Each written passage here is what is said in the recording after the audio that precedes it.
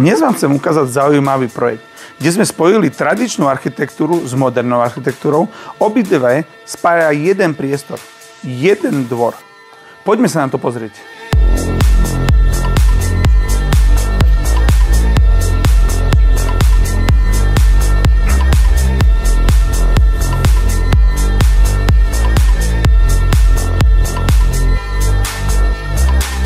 Chodové dvere, minimalistické, drevohliníkové 92. Pevná časť je sklenená, mliečna a otváravá časť je platňa, nerezové madlo a viacbodový zámok.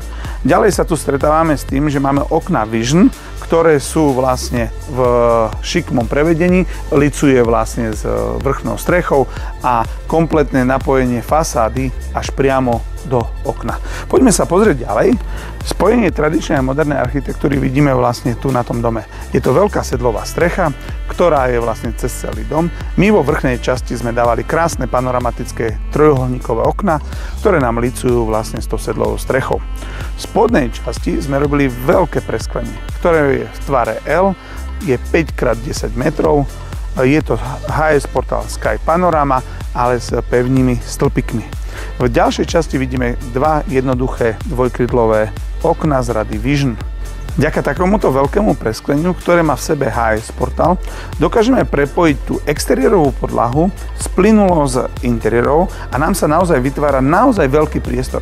To znamená, že máme tu na priestor tej terasy, toho kavičkovania, grilovania a plynulo prechádzame do obývačkovej časti, kde sa nachádza krb, kde je to vlastne priestor naozaj na relax a máme tu dennú časť, ktorá pozostáva vlastne z tej kuchyne, jedálenského stola.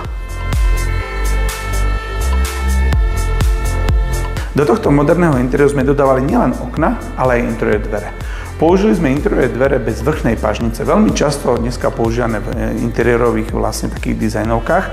Sú to prevedený dub, morený do biela k podlahe, plynulo prechádzajúci vlastne zo steny, cez obložku, cez zárubňu, krídlo a vlastne plynulo nám prechádza. Všetky dvere sú reverzné, aby vlastne z tejto strany, z tej chodbovej, vlastne vyzerali rovnako ako obrazy, ktoré vidíme na stenách.